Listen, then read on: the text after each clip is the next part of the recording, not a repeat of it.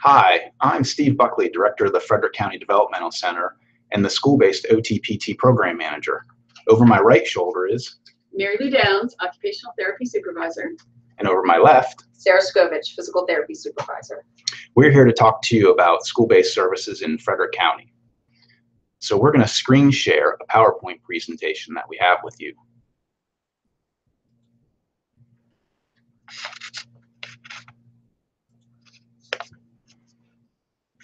So today we're going to discuss school-based OT and PT services in Frederick County. I'm going to start off with an overview of services in Frederick County, and then Mary Lou and Sarah are going to talk more specifically about school-based OT and PT services.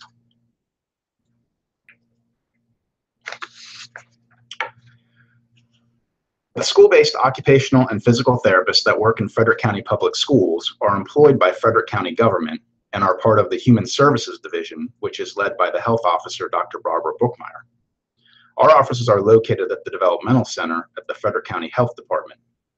The Developmental Center is home to the Frederick County Infants and Toddlers Program, school-based occupational and physical therapy, audiology, and the Frederick County Dental Clinic. Mary Lou is the school-based OT supervisor, and Sarah Skovich is the school-based PT supervisor. In the school-based program, we have a total of 12 OTs, 2 COTAs, which are certified occupational therapy assistants who have to work under the supervision of an occupational therapist, and 3 occupational therapy contractors. We have 4 school-based physical therapists, with one of those full-time equivalents being shared by 2 part-time physical therapists. Every school in Frederick County is assigned both an occupational and a physical therapist. We also cover Child Find students from ages 3 to 5. Our therapists work a 35-hour work week and follow the Frederick County government closings and holiday calendar.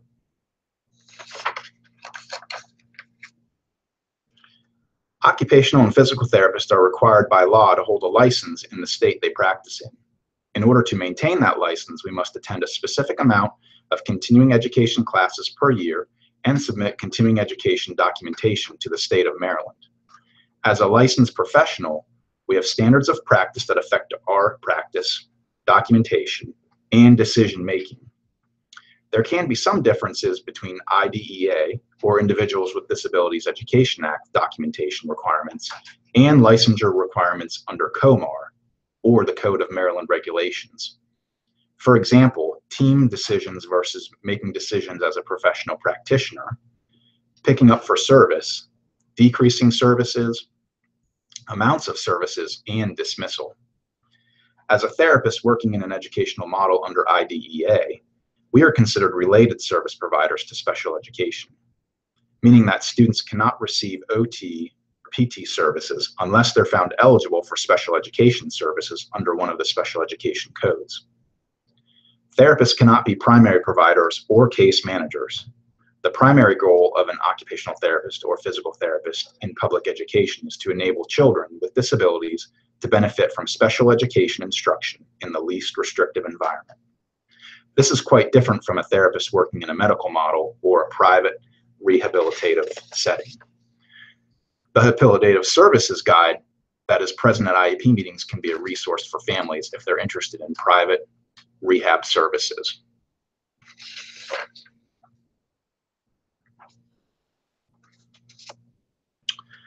In later slides, this will be expanded to discuss how OTs and PTs specifically play a role in supporting students in the school system.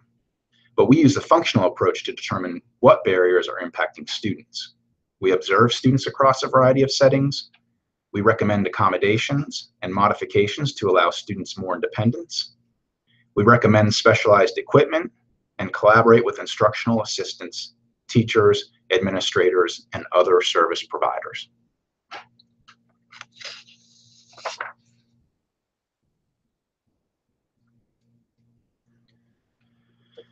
Due to many agencies, Frederick County therapists have many different guidelines that they must adhere to. This means that day-to-day compliance is extensive, complex, and includes documenting consult and direct session times for each student in a detailed narrative format, which meets medical assistance, state OT, and PT practice guidelines. We also have audits by the health department along with state and federal agencies, FCPS, IEP, and 504 timelines, health department timelines, and Frederick County government laws and regulations, along with HIPAA laws, since we're located in the health department building, and physical therapists are required to provide plans of cares for students. Because of the guidelines we have to follow, don't be surprised to see therapists on their computer completing notes. Time studies conducted by the Maryland State Steering Committee for Occupational and Physical Therapy school-based programs have indicated that 30% of a therapist's day is taken up by documentation.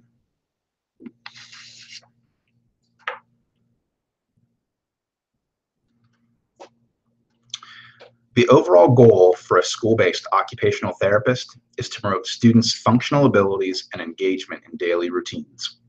As you can see on the slide, there are many areas that OTs have unique expertise in.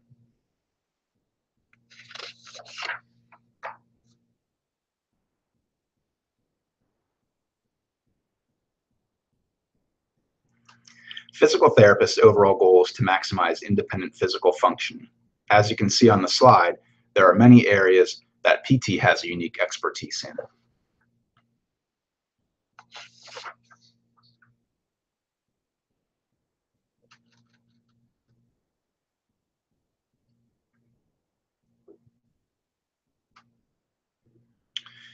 If you have a concern or a question about a student in regards to OT or PT needs, stop and ask your assigned school-based therapist before making a referral for an assessment. Involve them in the thought process. It's very important to involve therapists early in the process so they can gather information for subsequent meetings and provide support. Our occupational therapists have a pre-referral worksheet that will help them gather valuable information that could be presented to the team to help make informed decisions in regards to recommending for testing. Therapists are a resource for you and your school. They can be part of a tiered intervention approach. I can't say it enough to involve them in decision-making processes before sending a referral for testing. They would prefer to do more upfront work than get an inappropriate referral.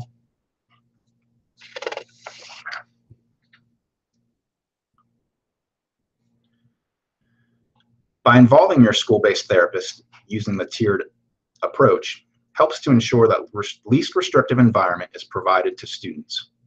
Remember, our OTs and PTs are available to provide support to students in general education.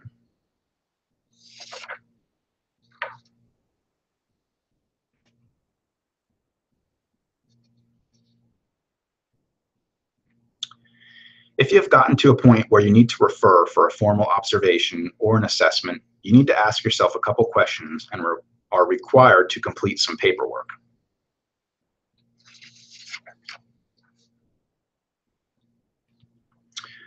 OT-PT assessments are for students who are in the process of being tested to determine eligibility for special education or already have an IEP or a 504 plan.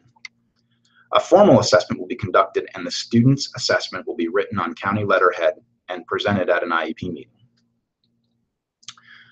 OT and PT observations are primarily for students who do not have an IEP or are not going through the special education testing, but the school team feels they need recommendations. A formal observation will be conducted and an observation report will be written on county letterhead and presented at a meeting. This meeting is not considered an IEP meeting, and the special education timelines do not apply because this process should not involve special education eligibility.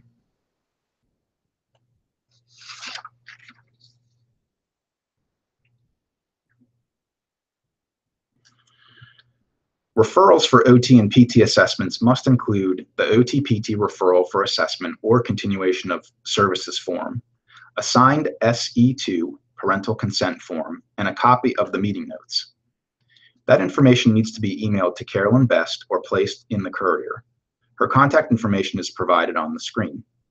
It's very important to send that information to Carolyn as soon as the meeting is over because our timelines to complete this assessment process are very short.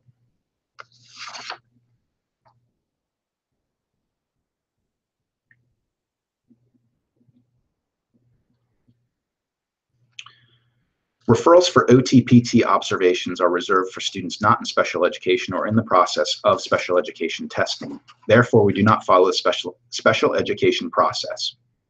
In order to conduct an OT-PT formal observation, an FCPS Frederick County Developmental Center parent consent for physical therapy, occupational therapy form must be completed and signed by the parent, giving us permission to conduct the observation.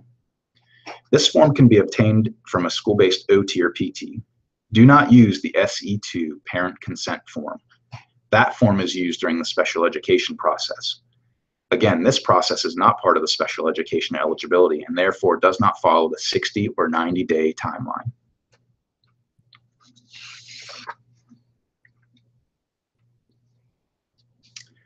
Mary Lou is now going to talk more specifically about school-based OT services.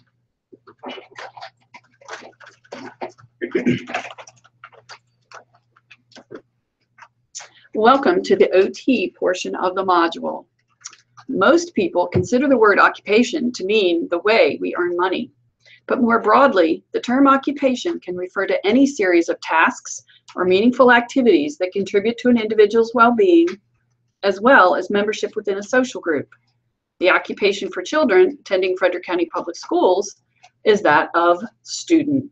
School occupational therapists use daily school routines and tasks to support students' participation in the physical, cognitive, psychosocial, and sensory components of a school day. The occupational therapist's unique expertise includes neuromotor development, activity analysis, and environmental analysis. Reducing physical barriers that a student encounters or modifying classroom tasks and materials to build student independence is the goal of the school occupational therapist. In the next few slides, I will share with you how your school-based OT supports students to build independence in their occupation of student.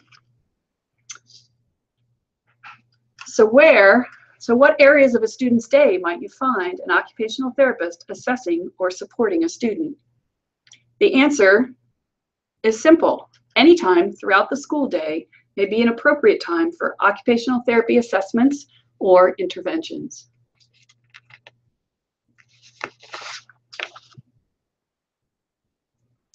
You may remember this slide from earlier in the presentation.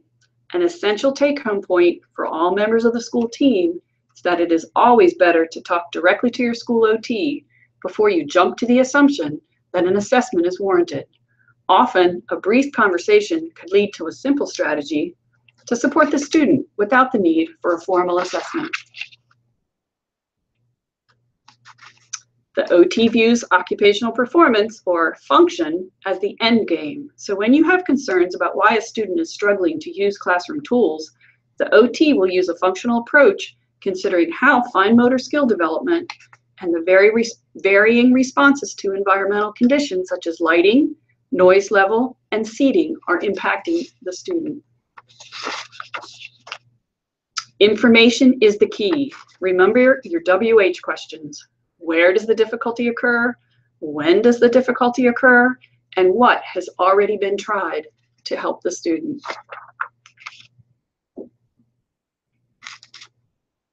Support from an OT can occur on a continuum, beginning with simple common school practices to coaching and training of school staff, as well as interventions that address a specific fine motor skill or development based on sound evidence-based research. Posture is everything. Fine motor control and hand use is determined by a stable trunk, feet on the floor, and materials placed within reach to optimize performance. School OTs bring their neuromotor background to ensuring that good seating ergonomics throughout the school building for all students.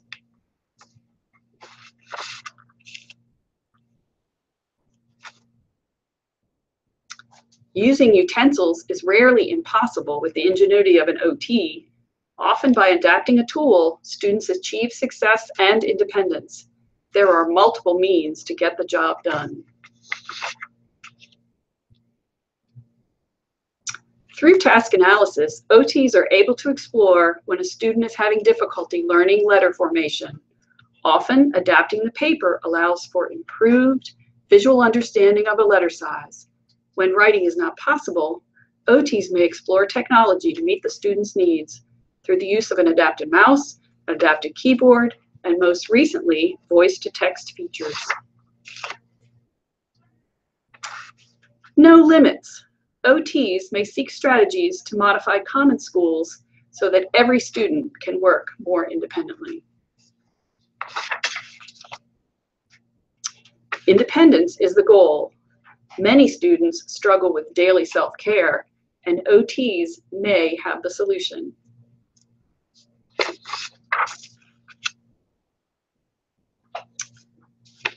Students may require supervision during mealtime due to safety concerns. Many children may have difficulty swallowing due to structural abnormalities.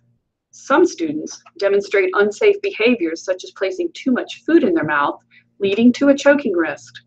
Occupational therapists may team with the speech therapist and other school staff to ensure that the student can eat safely with their peers in the school cafeteria.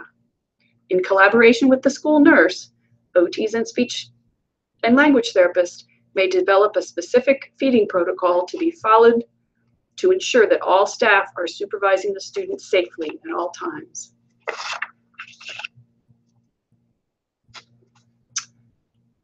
OTs draw on their understanding of sensory systems to explore strategies that meet the postural needs of students as well as their sensitivities to light and sound within the school building.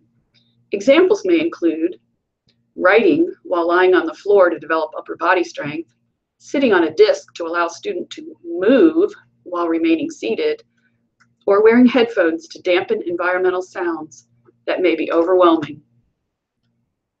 Often, after careful review of environmental analysis, the classroom conditions are identified as a barrier for the student, and when modified, allow the student to return to the classroom and be successful. It is important to remember that your school occupational therapist is there to support the student's performance. Current best practice guidelines suggest a continuum of strong collaboration with school staff through direct interventions as effective school-based occupational therapy services.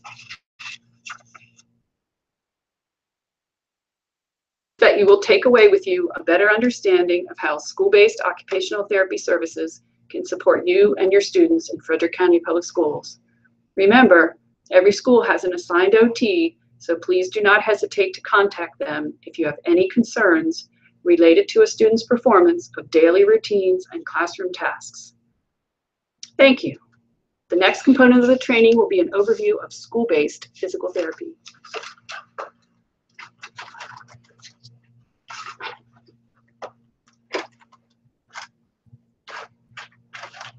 Welcome to the PT portion of this module. I know you've heard a lot so far, so if you need to stand up and stretch, go for it. PTs love movement breaks. I want to start off by saying how fortunate I am to supervise such a dynamic group of physical therapists. Because of their love of supporting children, they've all been working solely, or at least the majority of their careers, in the field of pediatric physical therapy. These ladies do a tremendous job supporting FCPS by sharing their professional knowledge and skills. If you've had the opportunity to work with Dawn, Stacy, Katie, Faith, or Carol, you know exactly what I'm talking about. In the next few slides, I will share with you how your school-based PTs can support you, your staff, and your students. Steve shared this slide with you earlier. As the slide indicates, the primary goal for all of the students that we support is to maximize their functional independence across settings. We do this through three primary means: by preserving abilities, by supporting the development of new skills, and by promoting independence. We should always keep in mind that while many of our students do require adult support throughout their day, we should be continually looking for ways to fade our support to make the student as independent as possible. As you have already heard, we would like to remind you that there is a PT assigned to every school. We highly encourage you to reach out if you have any concerns related to gross motor access or participation. Please contact us. Often we can make recommendations that can have an immediate impact for your student and for your class. We can help to determine what the next steps may be and assist you with making appropriate referrals. The most important thing I want to emphasize is that we cannot help you, your staff, or your student if we're not made aware of the problem or concern. So when should you contact your school PT? PT should be made aware of any concerns related to school building access, such as stairs, ramps, playground, getting on and off the bus, or difficulty moving around the classroom or halls. Concern about safe mobility, such as tripping and falling, bumping into classmates, or unsafe transitions between classes. And finally, concerns about accessing motor-based portions of the curriculum. Again, if you're unsure if you should contact your PT, play it safe and contact us. We would much rather assess the situation and offer our professional input than delay providing recommendations which could potentially benefit your student. Help us help you. When you do contact us, please provide us with the details. For example, when and where do you see the problems occurring? And what have you tried?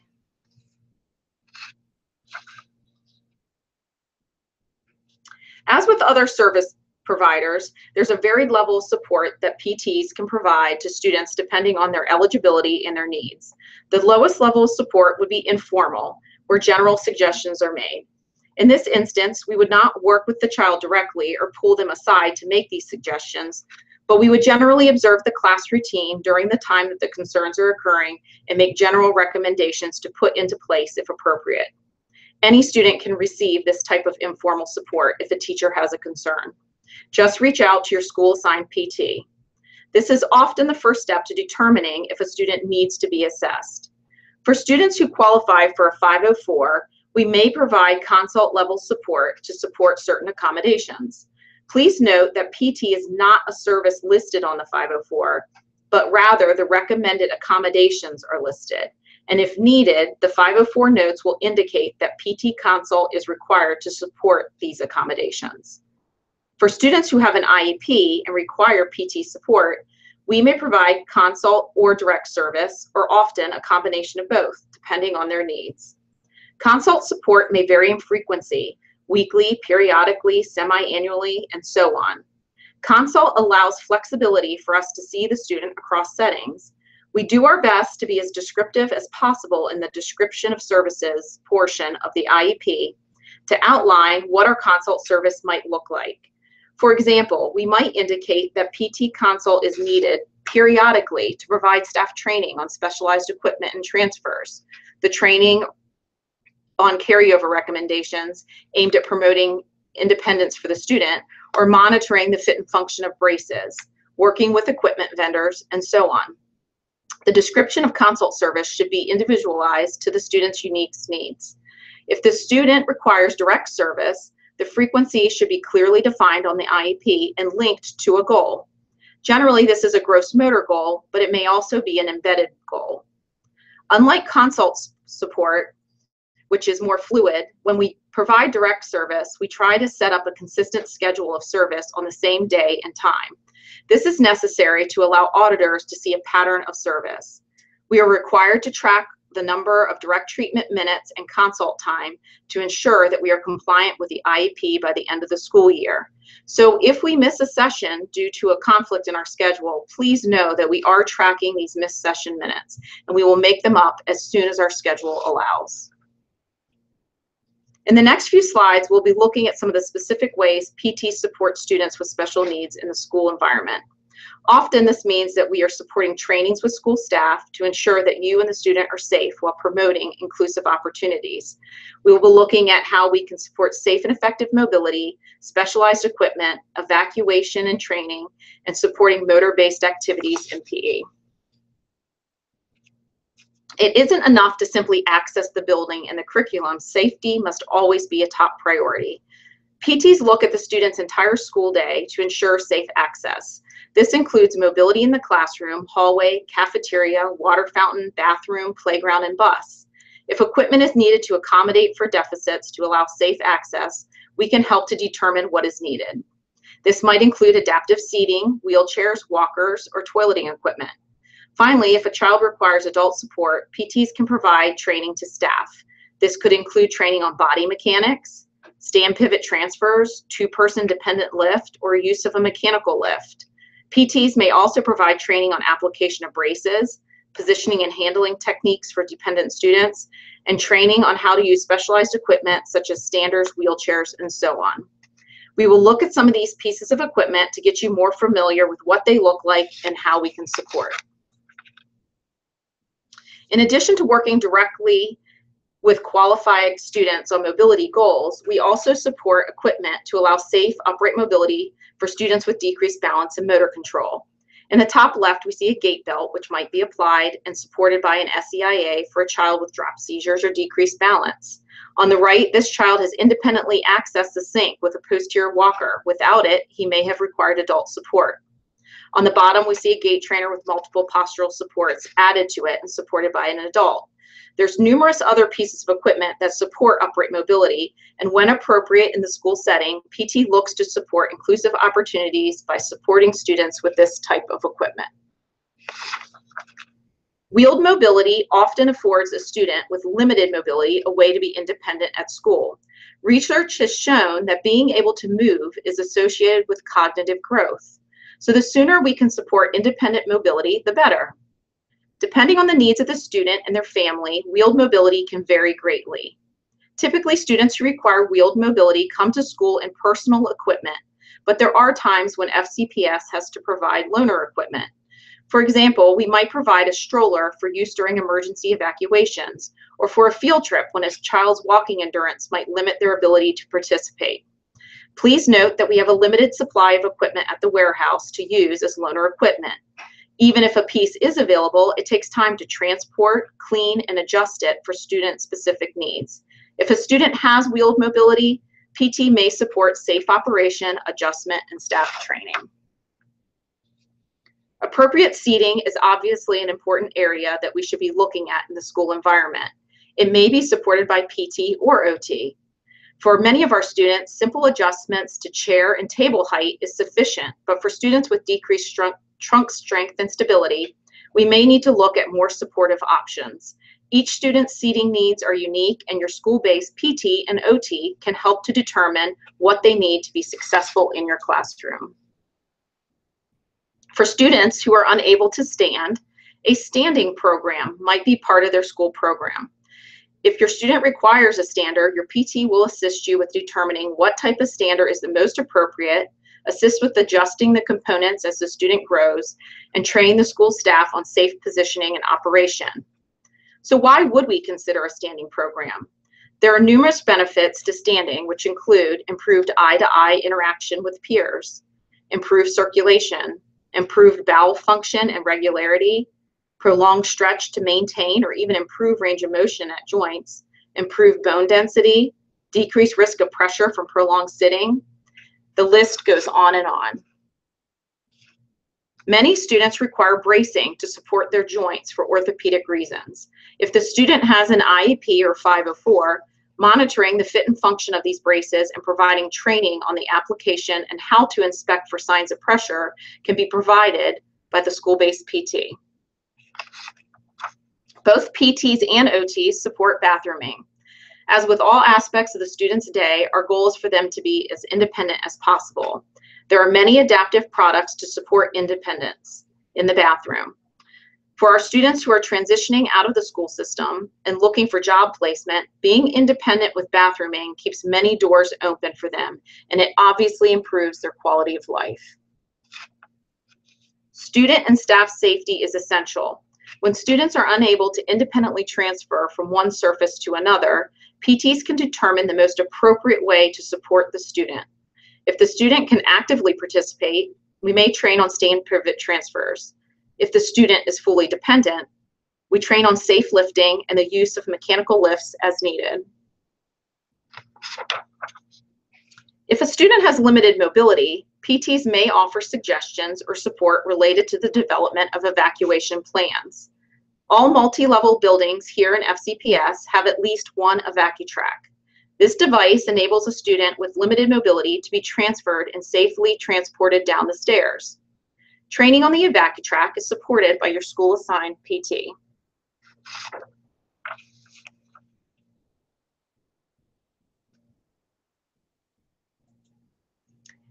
PTs also support the evacuation training for special education transportation staff. This video was made by one of our former CTC students to show how PTs support the use of rescue mannequins, during special education bus evacuation training.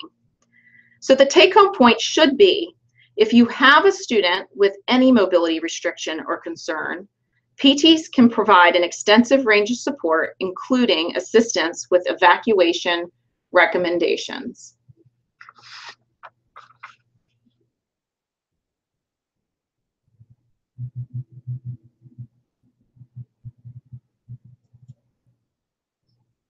We are fortunate to have adaptive PE specialists here in FCPS.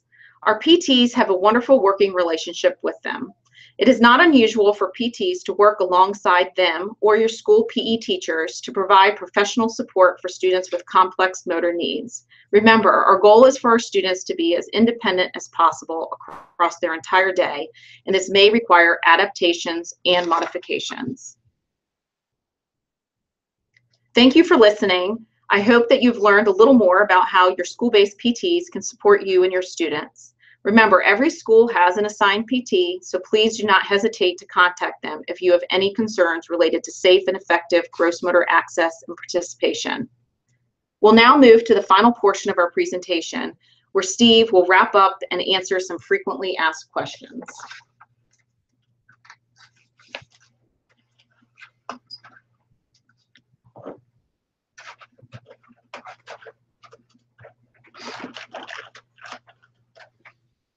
Thanks, Sarah and Mary Lou.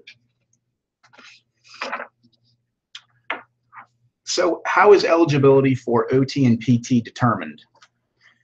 So students must be identified as having a disability that interferes with education under the criteria of IDEA. The school team, which includes the parent's caregiver, establishes the children's present level of performance and develops an IEP, or an individualized education plan. Eligibility for OT and PT services is not solely based on specific test scores or discrepancies, but rather on whether the unique expertise of the therapist is required for the student's educational participation. For example, a student at one school may not require direct services because their educational team does not need the unique expertise of the OT or the PT.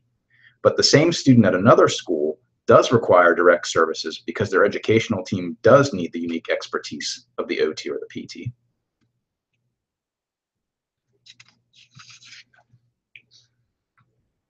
How are OT and PT services delivered? So services are provided to and on behalf of students throughout the school environment: classrooms, cafeteria, bus, gym, media center, and playground.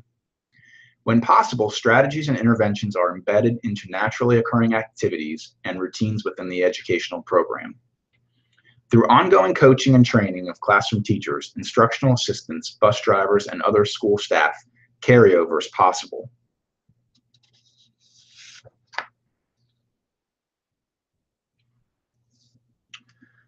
So when do OT and PT services end? So discontinuing services is warranted when the IEP or the 504 team determines that the child no longer requires the unique expertise of the occupational therapist or physical therapist to achieve educational benefit.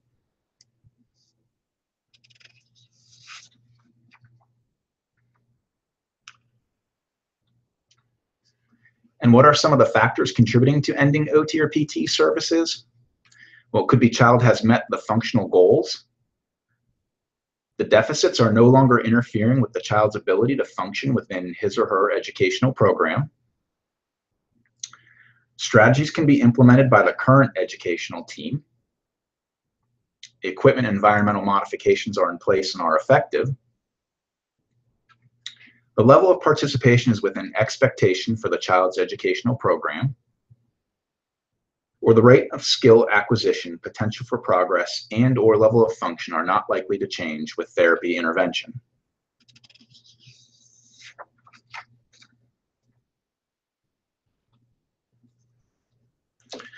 A few more reminders before we end. Even though therapists are county employees, they do have an FCPS email address that gets automatically forwarded to their county email. When sending information for Google Docs, please use the therapist's FCPS email address. Otherwise, they will not be able to open that information. We are also required by the health department to have email consent for parents to email any information. If we don't have that email consent form and need to send information home, we may be asking case managers to send that information via email. For more information in regards to school-based OT services or PT services, the OT-PT State Steering Committee, in conjunction with Maryland State Department of Education, has a guide to practice located on Maryland Learning Links. We also have a brochure that summarizes our guide, and also are listed some specific OT and PT resources on this page.